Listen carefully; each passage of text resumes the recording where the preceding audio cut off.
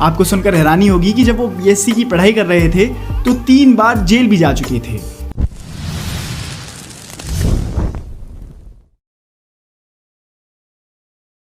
अस्सलाम वालेकुम दोस्तों, मैं हूं अरसलान। आज हम जिस वीडियो पे रिएक्ट करने जा रहे हैं वो इंडियन खान सर की लाइफ जर्नी है। इस पर हमारे इंडियन भाइयों ने काफी हमें रिक्वेस्ट की थी कि इनकी लाइफ जर्नी पर वीडियो बनाएं, तो वीडियो स्टार्ट करने से पहले वीडियो को लाइक करें, चैनल को सब्सक्राइब करें और आगे शेयर करिए। तो चलिए वीडियो स्टार्ट करते हैं।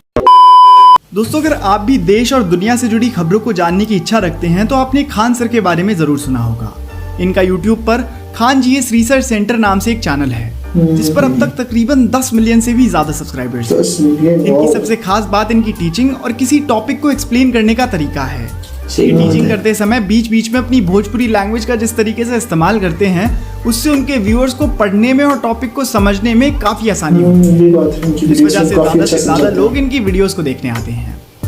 खान सर मुश्किल से मुश्किल लगने वाली थ्योरी को भी इतनी सरलता के साथ समझाते हैं कि पढ़ने वाले को लगता ही नहीं कि वो कोई डिफिकल्ट टॉपिक के बारे में जान रहा है। सिर्फ यही नहीं बल्कि खान सर को उनके चाहने वाले लोग भारत के दूसरे डॉक्टर एपीजे अब्दुल कलाम के नाम से तक पुकारते हैं। अब दोस्तों, आप भी सोच रहे होंगे कि आखिरकार कौन है ये खान सर और कैसे इन्होंने अपने चैनल की शुरुआत करी, किस तरह इन्होंने ये मुकाम हासिल करा। जरा हमें भी बताओ इनकी सफलता के पीछे की कहानी। तो इसीलिए दोस्तों, आज की इस वीडियो में हम खान सर की जिंदगी की पूरी कहानी जानेंगे कि किस तरह से उन्होंने ये मुकाम हासिल करा। जिन्हें हम खान सर के नाम से जानते हैं उनका पूरा नाम तो अब तक इन्होंने अपने स्टूडेंट्स के साथ शेयर नहीं करा है। और जब इनसे इस बारे में पूछा गया तो इन्होंने बहुत अच्छा जवाब दिया कि आपको अगर कुछ सीखना है तो मेरी कहानी से सीखिए, मेरी मेहनत से सीखिए, मेरे नाम में भला क्या रखा है। खान सर का जन्म उत्तर प्रदेश के गोरखपुर जिले में हुआ था।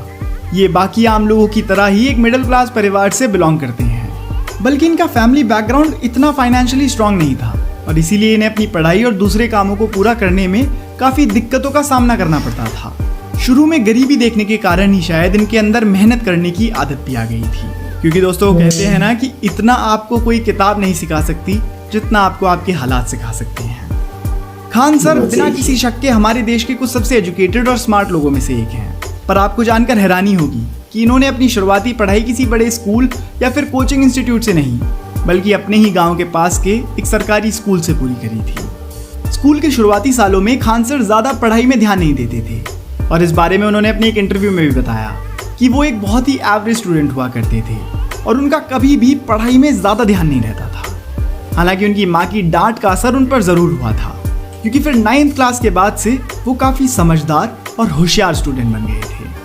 इसी समय से उन्होंने अपने फेवरेट सब्जेक्ट्स जैसे कि हिस्ट्री को ध्यान और इंटरेस्ट के साथ पढ़ना शुरू कर दिया।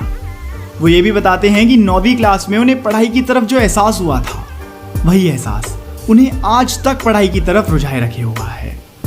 10वीं से लेकर 12वीं तक वो काफी अच्छे नंबरों से पास हुए, जिसके चलते उनके घर वाले भी अब बहुत खुश थे। उनके पिता एक मिलिट्री ऑफिसर थे और माँ एक हाउसवाइफ थी। कुछ समय बाद उनके पिता रिटायर हो जाते हैं, वहीं उनके बड़े भाई की सेना में भर्ती हो जाती है। इससे आपको अंदाजा लग ही गया होगा कि उनकी पूरी फैमिली को अपने देश के प्रति कितना लगाव रहा है। खुद खान सर का भी जिंदगी में सिर्फ एक ही सपना था कि उन्हें बड़े होकर एक आर्मी ऑफिसर बनना है, इसीलिए वो दिन रात पढ़ाई करने लगे। खास बात यह है कि इस एग्जाम की तैयारी के लिए उन्हें जितने भी सब्जेक्ट्स पढ़ने थे वो सभी सब्जेक्ट्स उन्हें काफी इंटरेस्टिंग लगते थे और इसी वजह से उन्हें कोई भी कॉन्सेप्ट बड़ी ही आसानी से समझ आ जाता था। इतनी पढ़ाई करने के बाद जब उन्होंने फाइनली एनडीए का एग्जाम दिया तो वो काफ़ी अच्छे मार्क्स के साथ पास तो ज़रूर हुए, लेकिन दुर्भाग्यवश उनका सिलेक्शन नहीं हो पाया और इसके पीछे वजह थी उनकी फिटनेस। दरअसल उनके हाथों के एंगल्स के चलते उन्हें फिटनेस राउंड से बाहर कर दिया गया। ये जानकारी जब खान सर को मिली तो वो काफ़ी दुखी हुए। ये वो वक्त था जब इतने मेहनती व्यक्ति ने पहली बार अपनी ज़िंदगी में सभी उम्मीदें खो सी दी थी। उन्होंने खुद को कोसना शुरू कर दिया, क्योंकि उनके हाथों में जो दिक्कत थी वो उसको ठीक भी नहीं कर सकते थे। इस कंडीशन का कोई इलाज ना होने के कारण वो काफ़ी टूट गए थे। ये वक्त इनके लिए पर्सनली बहुत मुश्किल था और इस समय पर उनका पढ़ाई की तरफ भी इंटरेस्ट खत्म होने लगा था। वो अपने जीवन में बचपन से ही एक आर्मी ऑफिसर बनने का सपना देखते हुए आए थे और उन्होंने अपने हर जीवित सेकंड को इसी काम की तरफ डेडिकेट भी करा था। लेकिन जब किस्मत इस मोड़ पर आकर अटकी तो उन्हें कोई क्लू नहीं था कि उन्हें आगे क्या करना चाहिए। पर फिर उनके माता पिता ने उनका हौसला बढ़ाते हुए कहा कि तुम इंडियन आर्मी में सेलेक्ट नहीं हुए तो क्या हुआ, तुम अभी भी देश की सेवा कई तरीकों से कर सकते हो। बहुत समझाने के बाद खान सर काफ़ी मोटिवेट हुए और उन्होंने पूरी एनर्जी के साथ कमबैक करने का फैसला करा। तब से उनका एक ही लक्ष्य है कि जनता की सेवा करनी है। अपने माता पिता के समझाने पर उन्होंने अपने आगे की पढ़ाई भी जारी रखी और इसके बाद इलाहाबाद यूनिवर्सिटी से बीएससी और एमएससी में अपनी पढ़ाई पूरी करी। हालांकि इससे पहले भी उन्होंने AIEEE की पूरी तैयारी कर रखी थी, पर एग्ज़ाम के दिन शायद फिर भाग्य ने इनका साथ छोड़ दिया था, क्योंकि जिस दिन एग्ज़ाम था उस दिन ये पूरे दिन सोए रहे और एग्ज़ाम का वक्त निकला। पर दोस्तों, भले ही वो दिन उनके लिए इतना अच्छा ना रहा हो, पर आज के समय उसी दिन के कारण लाखों बच्चों का भविष्य बन रहा है। क्योंकि अगर उस दिन खान सर परीक्षा के लिए उठ गए होते तो शायद आज हम लोग उनके बारे में कुछ नहीं जानते और उनका ज्ञान भंडार हमारे नसीब में नहीं होता। आपको सुनकर हैरानी होगी कि जब वो बीएससी की पढ़ाई कर रहे थे तो 3 बार जेल भी जा चुके थे। दरअसल जब वो कॉलेज में थे तो स्टूडेंट यूनियन के मेंबर थे। स्टूडेंट्स के हित में लड़ते हुए उन्हें जेल की हवा भी खानी पड़ी थी। जिंदगी की कठिनाइयों से रूबरू हुए तो एहसास हुआ कि किस किस तरह हमारा समाज पॉलिटिक्स के कारण बदतर होता जा रहा है और गरीब बच्चे ढंग से शिक्षा प्राप्त नहीं कर पा रहे हैं और यहाँ तक कि कई बच्चे तो बाल मजदूरी कर अपने घर को चला रहे हैं। ये सब उन्हें हजम नहीं और उन्होंने तय करा कि वो किसी बड़ी जॉब को करने के बजाय गरीब बच्चों को अच्छी एजुकेशन देंगे, इससे गरीब घर के बच्चे भी आगे जाकर कुछ बन सकें और अपने फ्यूचर को सिक्योर कर सकें। पर दोस्तों, ये इतना आसान नहीं था, क्योंकि जैसा कि हम सब जानते हैं कि खान सर की आर्थिक स्थिति इतनी अच्छी नहीं थी। उन्होंने अपनी सेविंग्स और बाकी जगहों से इंतजाम कर पैसों को इकट्ठा करा और पटना में अपना एक कोचिंग सेंटर खोल दिया, जहां वो बच्चों को पढ़ाने लगे। पर अभी भी उनके जीवन में वो लहर नहीं आई थी जिसने इनका जीवन बदल दिया है, क्योंकि शुरुआत में उनके कोचिंग सेंटर में बहुत कम बच्चे पढ़ने आते थे। उस समय खान सर की कम्युनिकेशन और टीचिंग स्किल्स काफ़ी अच्छी थी और इसी से उन्होंने अपने बच्चों को भी पढ़ाने का एक नया तरीका खोजा। वो अपने स्टूडेंट्स को इंग्लिश या प्योर हिंदी में सिखाने की जगह पूरी भोजपुरी भाषा का इस्तेमाल करने लगे, जिससे बच्चे बोर ना होकर पढ़ाई पर पूरे तरीके से कॉन्सेंट्रेट करें और उन्हें अच्छे से कॉन्सेप्ट्स भी समझ में आ जाए। खान सर की टीचिंग का यह तरीका धीरे धीरे रंग लाने लगा था और बच्चे भी इसे काफ़ी पसंद करने लगे थे। इसी वजह से उनके कोचिंग सेंटर में समय के साथ स्टूडेंट्स की संख्या भी बढ़ने लग गई थी। फिर एक समय ऐसा आया कि रूम में बैठने के लिए स्टूडेंट्स को जगह तक कम पड़ने लगी। फिर कुछ महीनों के बाद खान सर ने एक बड़ा सा हॉल खरीद लिया, जिसमें करीब 2000 स्टूडेंट्स एक साथ बैठकर खान सर का लेक्चर सुन सकते थे। धीरे धीरे उनकी पढ़ाई काफ़ी अच्छी होती जा रही थी और साथ ही खान सर का कॉन्फिडेंस भी बढ़ता चला जा रहा था। फिर जब ये हॉल भी बच्चों के लिए कम पढ़ने लगा तो खान सर को काफ़ी बुरा लगा, क्योंकि बाकी बच्चे उनकी क्लासेस अटेंड नहीं कर पा रहे थे। और फिर वो समय आया जिसने खान सर की ही नहीं बल्कि देश के लाखों युवाओं का फ्यूचर बदल दिया।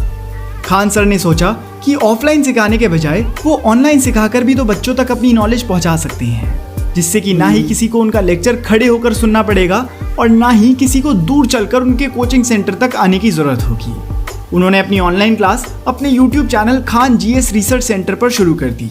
हालांकि शुरुआत में YouTube पर लोग इनको इग्नोर कर रहे थे, लेकिन जो भी इनके पढ़ाने के तरीके को एक बार देख लेता बस वो इनका फ़ैन हो जाता था। धीरे धीरे इनकी पॉपुलैरिटी बिहार के अलावा पूरे देश में फैलने लगी।